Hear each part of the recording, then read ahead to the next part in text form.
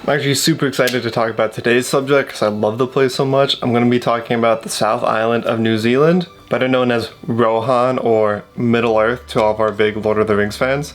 And this is going to be a longer episode because it's so much longer than my other New Zealand one. So be prepared to get a snack. Get something to eat. This could be half an hour or maybe even as long as the trilogy. We'll see. Alright, so I did this whole journey in about 9 to 10 days if you count the half days on the side between the main body that you're actually on vacation for. Now, I highly recommend going for at least 2 weeks or several months if you can. I really wish I was there for 2 seasons so I could see what it looks like in the summer and the winter, because I was actually driving about 6 to 8 hours a day, waking up at 6:30, going to bed at 11, just trying to fit everything in. So if you're not in the kind of mold where you want to wake up every day before 7 and be hustling every day until 11 p.m., then don't try to do what I did in 8 to 9 days. Make sure you plan out some extra time so that way you're not rushing to get from place to place. Now there are so many highlights in the South Island of New Zealand. The ones I went to are the Moraki Boulders, Nugget Point, drove through the Remarkables, went up to see Roy's Peak, the Church of the Good Shepherd, Wanaka Tree, the Milford Sound, Warwicky Beach, the Devil's Punch Bowl, Franz Joseph Glacier. I tried to go see the glacier lake at Mount Cook. Mount Cook's another one I didn't get the chance to spend time with. And then there's a whole nother area that's dedicated to Lord of the Rings stuff at the very south point of the South Island, but I didn't have the time or money to go do that. So all I'm saying is there's so many things to go see in the South Island of New Zealand. Your possibilities are endless for what you're going to go do. Now I just changed up the background just a bit. I live in a room with not only my stuff, but also all my buddies' stuff, so it's always messy and the background's always a disaster. One day I hope to do these in a studio.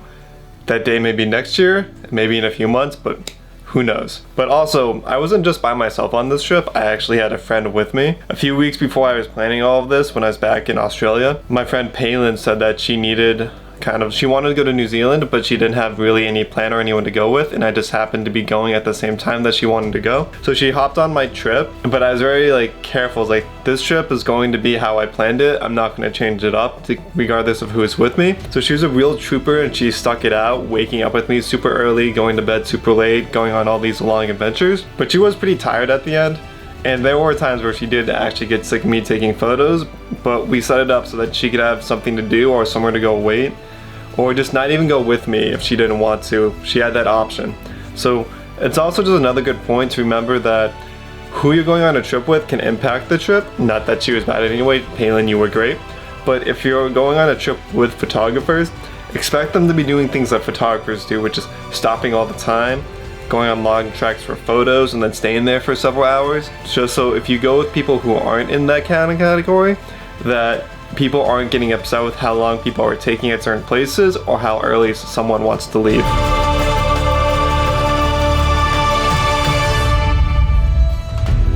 So on the first day after I picked up Palin from where she was staying, we drove down to Moraki. We started in Christchurch just to start. So we drove down to Moraki because I wanted to go see the Moraki Boulders for sunrise. Now, an important thing to remember is if the thing you want to go see is on the east coast of a country, it's going to look best for sunrise because the sunrise is in the east. If it's on the west side of the place you want to see it for sunset because the sun sets in the west. Just a general rule of thumb for photography to keep in mind. So we woke up super early to get down to these boulders, and now they're special because of all the weather and wind around them. They've been rounded into perfect circles, and then they're lined in little groups that you can take very interesting photos with. Now the sunrise we had wasn't great that morning. It was clouded in, but the colors of the sun did kind of peek over the clouds, so I could edit it a bit to make it look a little bit more enhanced, but it's kind of like a meh kind of sunset. So then we eventually got in the car and we drove down to a set of waterfalls. Halfway through the drive, I did realize I left my travel pillow at the hostel and I didn't have time to go back and get it. Now I only mention this because I do like to sometimes bring a pillow from home, because I like having an actual soft, comfortable pillow that I'm good sleeping with, because I've slept on many pillows and surfaces that aren't great. So having something that you enjoy sleeping on makes a huge difference when you're traveling by yourself or traveling anywhere for a long period of time. Now the set of waterfalls we went to go see, there's no way in hell I can pronounce it, but it's Pura Kagnui, Pura... I gotta read this out loud. It's Purakagnui Unui Falls. So what makes it cool is that it's like a 3-tiered cascading fall, so it's kind of like 3 different waterfalls all on top of each other. New Zealand isn't big for waterfalls, so when they do have one, they make it seem a lot better than it is from my experience on the island. But what I was really going for that day was to go see Nugget Point for sunset. It's basically one of the most southern tips of the South Island of New Zealand, and it's basically a lighthouse with this cool archipelago of like rocks that shoot out towards the south. Now it was kind of raining and overcasty, so we didn't get a nice big powerful sunset, but I did try to get a few shots. It was super windy, so it's hard to get a super in focus shot because I kept shifting my camera, but I made the best with what I had. Now another note, the hostel we stayed at that night was basically on the top of a casino bar in this small little town, and the problem was there was no heat, and the little temporary heater that they had was broken, so if it was on it would make an outrageous amount of noise. So it's either sleeping in the cold or sleeping in an unbearable amount of noise. Now the problem was when we had to wake up at like 6:30 to leave the next day, they locked all the doors from the outside. So when we went down, there was no one at reception because it's a bar. So we literally had to find a door that was slightly unlocked and push it open. We did accidentally set off the security alarm. So if you're this hostel watching this, have someone there because travelers do need to leave before 8 o'clock in the morning. So we just kind of hopped in our car and drove away, and we didn't hear anything about it.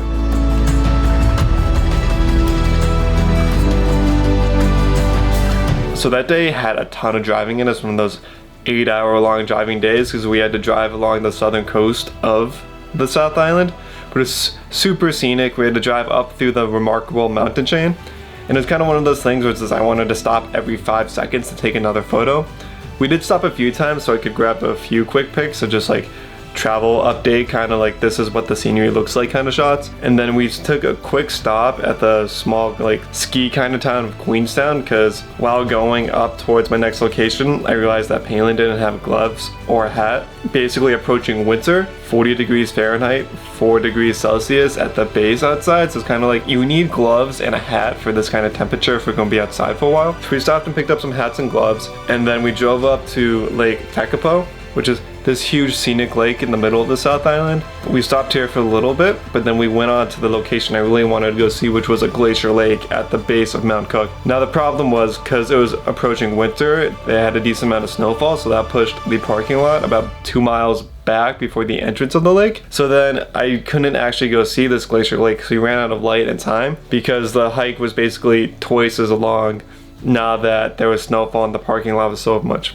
further back. There was a second lake that starts in front of the glacier lake that I did get a chance to go see. It's not as cool as scenic, but I just wanted to see as much as I could while I was there. So I forced us all the way out there. I took a few photos, and then we walked back basically in dusk with a flashlight. I actually fully extended my tripod in case there was a wild animal that came up on us.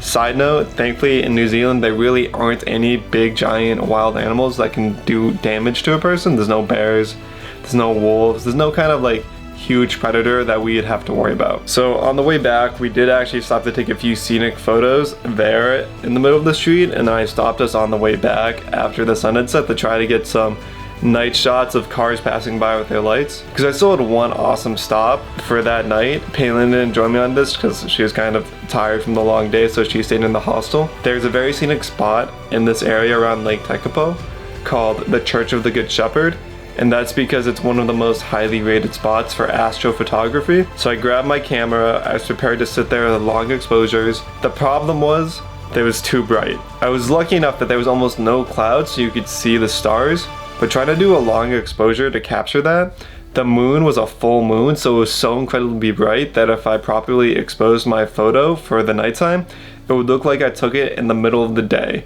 because the moon was generating so much light that it just blasted away all of the darkness. So unfortunately I couldn't take a great shot of this church with all the stars around it, but there was another photographer there that had like a little lantern, and we kept playing around with it, and so we kind of took like makeshift shot standing on this rock in front of the lake with the mountain range in the background, and that turned out to be a better shot than the actual church itself. If you're going to a place to take astrophotography shots, then you want to check out kind of like whatever the moon chart is to make sure it's not a full moon, because it will ruin all your photos if you try to take astrophotography shots during a full moon.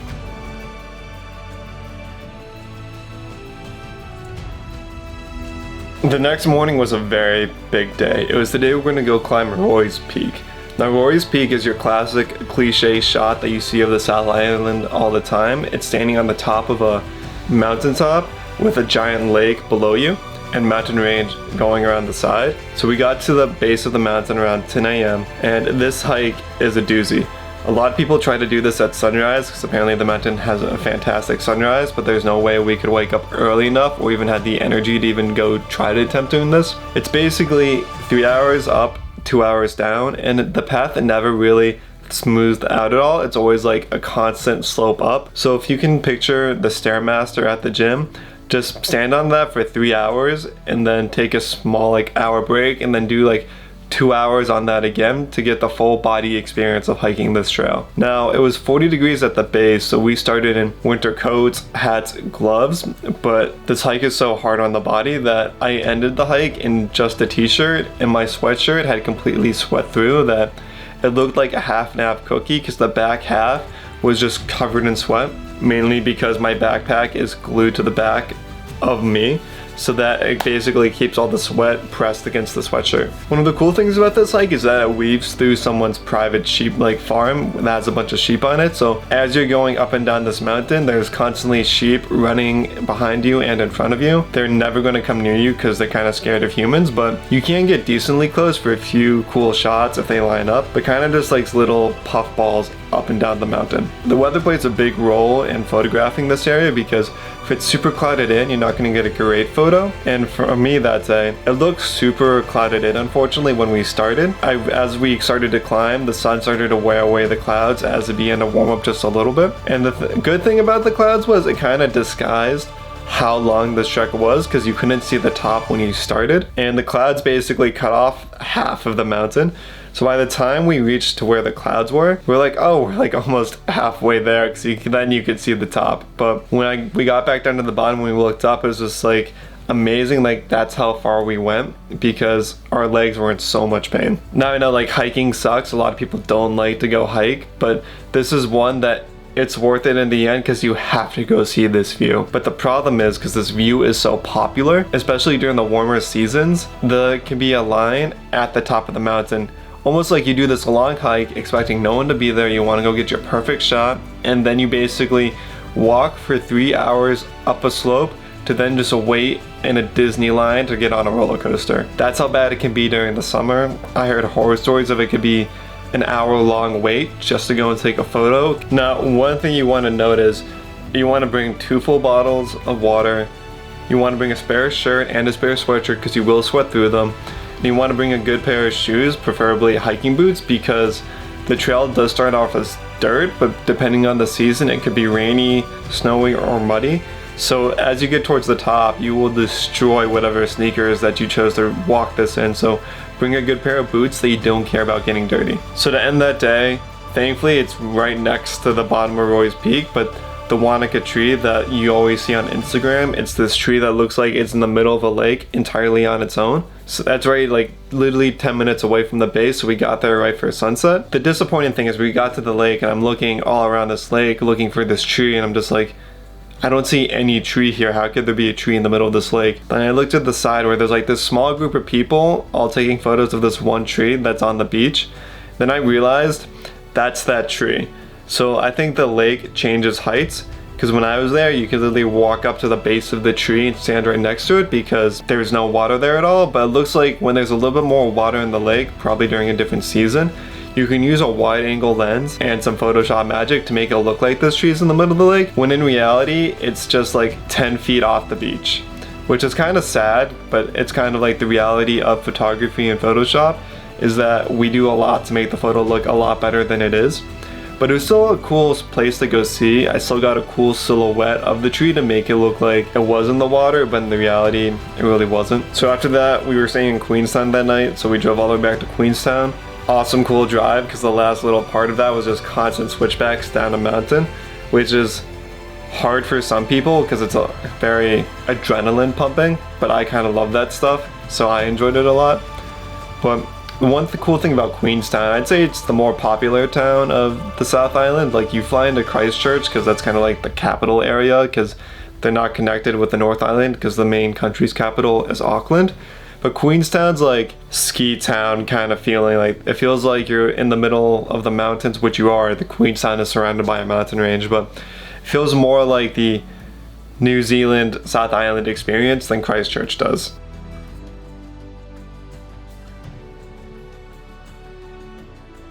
So the Milford Sound is actually deceptively far away. Queenstown is the closest big town or city near it, and it's a 4-hour drive. So this drive is super scenic. You go through a huge mountain range to get all the way up to the Milford Sound.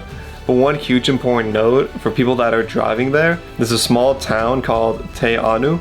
It is the last place that has a gas station. Now from Te Anau to the Milford Sound is 240 kilometers and back, so you want to make sure you have a full gas tank when you leave, because that distance could be half a gas tank or 3/4 of a gas tank depending on what car you have. So keep that in mind. There are no gas stations in between Te Anau and the Milford Sound. But from Te Anau to the Milford Sound is the most scenic part of the drive, because as I just mentioned, you pass by a mountain range, you're going through forests. There's actually a huge tunnel that you have to go through that goes through the base of a mountain, and then you come out and you just come out into this bowl of mountains. That's the best way I can describe it, but that's how it feels. And it's just one of the most like scenic things I've ever experienced. Now, one of the stops along that way is kind of in a valley that's surrounded by mountains, but when we stopped, a lot of people were looking at the ground and not up at the mountains, and we're trying to figure out why. And it's because there's a bunch of birds in the area called kia. And now I love kia because they're hilarious. It kind of looks like someone took a parrot and combined it with a chicken. It's like this thick green bird, and it's just a very goofy, curious kind of bird. They would try to see which car was the highest, so they all would fly up on top of it and look down at everyone. And they were also just like walking around for food. So Palin got out of the car to go look for something or just take a picture or like get a snack.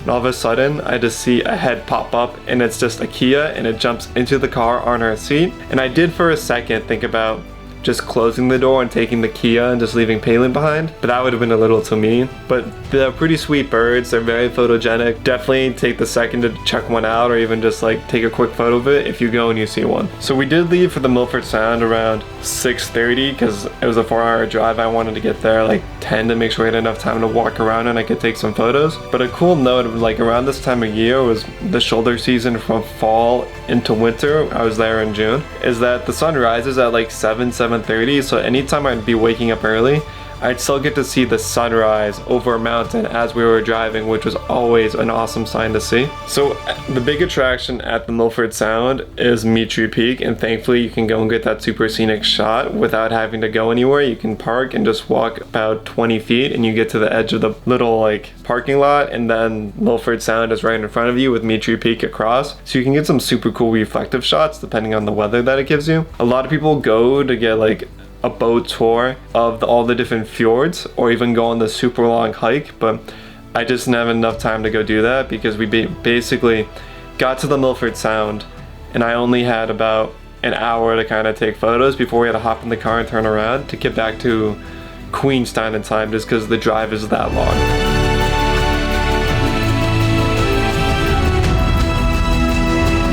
Now the next day we went up north because there's a huge attraction at the very northern point of the South Island that I wanted to go see, but one of the towns and stops along the way was Franz Josef because it's where New Zealand's large glacier is. Now, after already being to Iceland a few times, this glacier was super disappointing because not only was it small, it was super far away to walk to. So even when I did get halfway through the hike and I could see it, I could just kind of tell that there was no reason to go check this out because it was so small. There's no need to kind of force my way all the way there. So it's kind of a waste of a day, unfortunately. That's kind of like what you learn from these kind of experiences, is that not everything is going to be amazing. We did stop at this one lake on the way there. Well, I think it was the next morning. Like it was definitely the next morning because we were leaving. It was still in the morning. There was still a little bit of mist. But there's this awesome lake that is basically a perfect reflection of itself with the sky because it was so still that we could take some awesome shots of us standing on the edge of this little dock that is built into it. Now, going past that lake, I actually was able to take one of my favorite photos I've ever taken so far. Now, one of the things to note is that in New Zealand, since during the time of the year, there is still cold in the morning, so as they would warm up, fog would rise up off the dew of the grass, So we were driving through this large area. There was these large giant trees that reminded me of the Ents from Lord of the Rings. And there's this one farm path that just had this long straight black road of the black dirt that's from New Zealand. And so I stopped the car. I was like, I need to take a photo of this area because the mist was rising up towards where the trees were. So it just felt so perfect that I waited for the farmer who owned the land to drive by on his four-wheeler.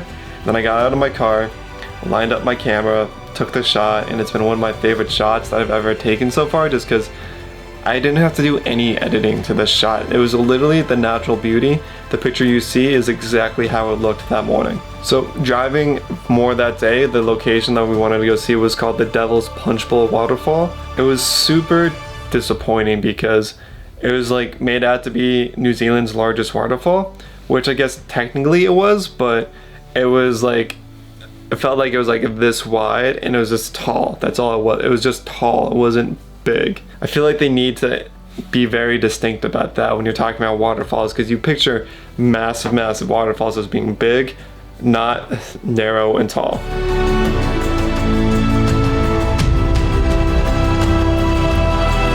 And the final location that I really wanted to go see was Warkey Beach, because I had these two giant rock formations off the coast of the beach that I wanted to go get a cool photo of. Now, unfortunately, I wish I had one more extra day I should have planned in, because this would have been a sweet sunset photo, because it's on the western side of the South Island. So I can only get a few shots during the morning because that's all I had time for. It's actually the screensaver of a lot of PCs that I've noticed. It always shows up on Google Home Photos, but you see it from the perspective of a small cave nearby, and you see the two rock formations outside, which I was literally standing in this cave. I just wasn't a huge fan of this photo. I wanted a more up close direct shot of this, so I never took it. One thing to note is not all hostel owners are super nice. I did get into a little bit of a fight with the hostel we were staying at for this location because the husband of the two owners told me we were all fine, even though we were like a little bit late.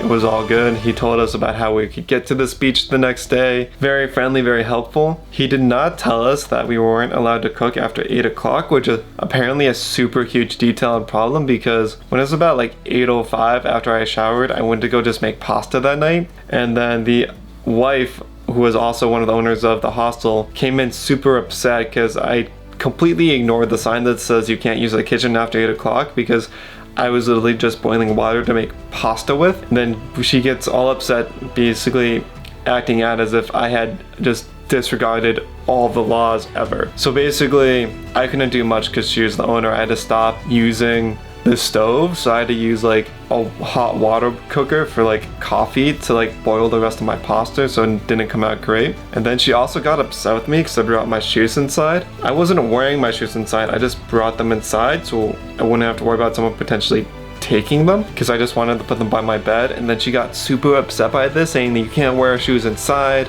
you're not allowed to. And then I literally look at her and I'm like, you're literally wearing shoes right now. And then she goes, oh, these are slippers, they don't count. I'm like, but you were literally just outside with them and then didn't take them off when you came in, because her big point was shoes are dirty. And her response was, oh, I'm the owner. And I was just like, I'm gonna leave you such a bad review because you're just being such a pain for no reason.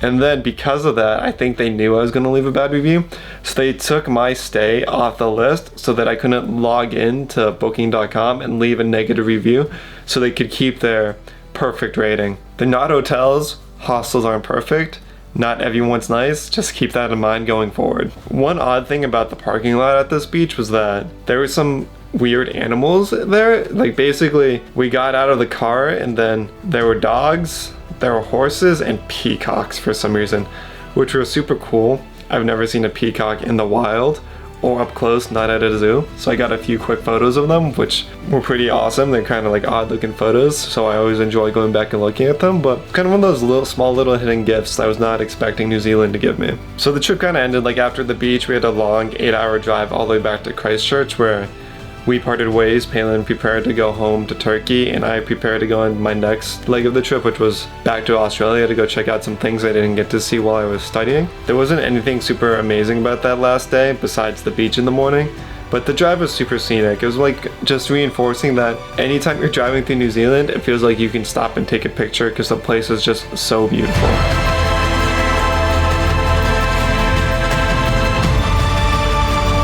Now for a price breakdown of my 9 to 10-ish days in New Zealand. Since I was there for 9 to 10 days, I spent about $100 on food, and then I spent about $300 on gas and just driving around. We basically probably paid about $550, $600 because we split the gas in two. Now I'm just kind of spitballing on this, but because I can't remember exactly how the breakdown was because it was so long ago. We did so much driving around that even though that seems like a lot, it was completely worth it for how much distance we had to go through and how much we got to see in that time span. So it's definitely worth it. The car for that time period was about $640. And we did split that, but it was because I did upgrade to a larger car just a bit because since the Southern Island is a little bit colder, I didn't know if there was going to be any ice or concerns on the road, so I just had to upgrade the car to get some snow chains to put on the tires, worst case scenario. Now at the time I went, we didn't encounter any of the ice on the roads at all, but it was just good to have that kind of chain set in the back for a worst case scenario. I didn't realize that having an extra person would take up so much more kind of like space that you would need, so having a little bit bigger car actually turned out to be better because if I was in the smallest economy car that I originally had, it would have been a really tight fit with the two of us with all of our stuff that we carry with us. And I think I did spend about $40 to park my car at various times in various places. I think I had a transportation cost of about $50. That was either taxiing back and forth from where I was to the airport, or it might have been like about how much the flight from the North Island to the South Island was, because you can either take a ferry, which takes forever, or you can just hop on a quick flight back and forth, which they have all the time. Since I was there for about 8 to 10 days, hostels cost me about $250, which is about $25 a night, which is very reasonable compared to staying in a hotel for hundreds of dollars a night. And then for souvenirs, I actually lost my water shoes because I left them behind, so I bought a pair of sandals because I needed something to shower with. I bought a winter hat because I didn't bring one, all I had was gloves, and I wanted to make sure I stayed warm. And then this backwards hat, which actually says, The Remarkables Queenstown. This was about $30, $35, which was cool because I really liked it. So I probably spent about $80 in just replacing things to souvenirs, so you can factor that into how much you're wanting to spend. Now in Queenstown, it's like a little bit more built up, so there are some fancier stores you can go buy a special sweater in, or a specific souvenir that you're looking for. So that kind of, the souvenir kind of estimate is totally up to you. Now the problem is for flights, my flight from Sydney, Australia to the North Island of New Zealand was about $270. Be around the same if I was flying directly to the South Island. But also then it comes to, depends where in the world you're flying from. So it could be a few $100s to a few $1,000s. You just have to plan that in if you're planning to go to this part of the world.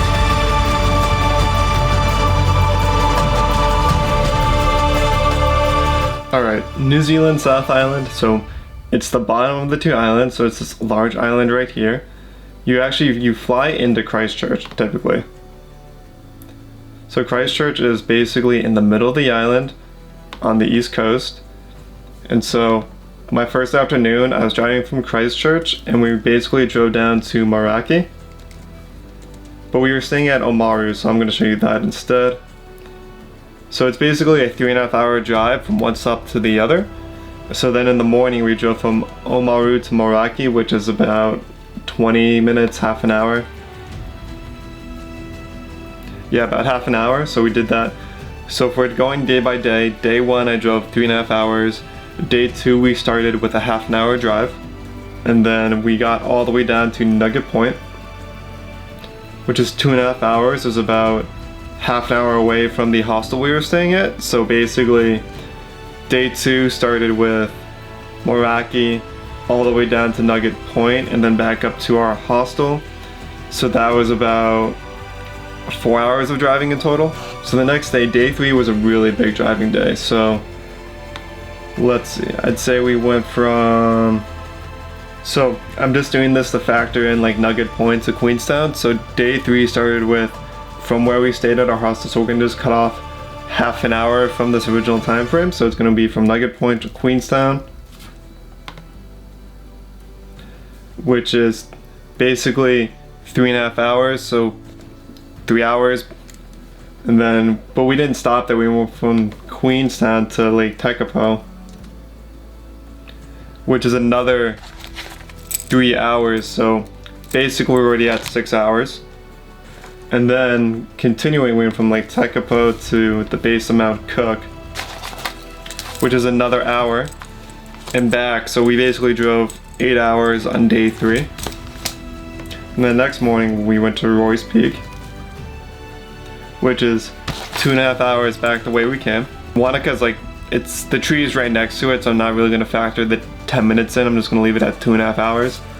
And then we went from Roy's Peak back to Queenstown, which is another hour. So we'll call that, say, 3.5, 4 hours that day. Then day 5, this was a very long day. Day 5 was Queenstown to the Milford Sound. As you can tell by the map, you wish you could just go north and cut through, but there is no road. You have to go all the way and loop around south. So that's basically a 4-hour drive. And as you can see, right down here at this halfway point, Teanu, that is the last place you can get gas.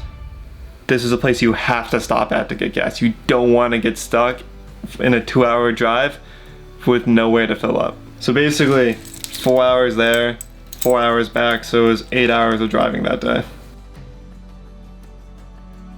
Then day 6, it went from Queenstown to Franz Joseph. 5-hour drive again. And then the next day we went from Franz Joseph all the way up to Warwick. Oh, I forgot, 8 hours. 8 hours from Franz Joseph all the way up to Warwick to see this beach. That's how badly I wanted to go see this beach, and that's the frustrating part about this beach, because it's so much further away than all the other things you want to go see in New Zealand for the South Island. Everything's at the bottom, this one beach is up at the top. And then from Warwick Beach all the way back to Christchurch is 7 hours, 15 minutes. I'm just gonna call that 7.5 hours. So as you can see, there's a ton of driving for this trip. Now if I had more time, I would have broken that up a little bit better and explored a few more parts, but I didn't break up my trip like that. I was like, oh, I can do all of this in like 10 days. I really shouldn't have. I wish I could have been there for like 2 months, as I was saying earlier, but every second of this trip was filled with scenic beauty, and I highly recommend going to see it. Almost 2 days of my 10 days just driving from place to place to place, which was rough, but it's worth it in the end. Now I typically end it with a bunch of jokes or puns, but since I'm in the super like Lord of the Rings New Zealand kind of mood, I'm gonna end it with one of my favorite quotes. It's, I am looking for someone to share in an adventure that I'm arranging, and it's very difficult to find anyone. You'll have a tale or two to tell when you come back, which is one of the most true things you can say about this part of the world. Now I'm using my lens cap to kind of support my tripod to angle it up a bit, so I'm just gonna do the classy hat goodbye.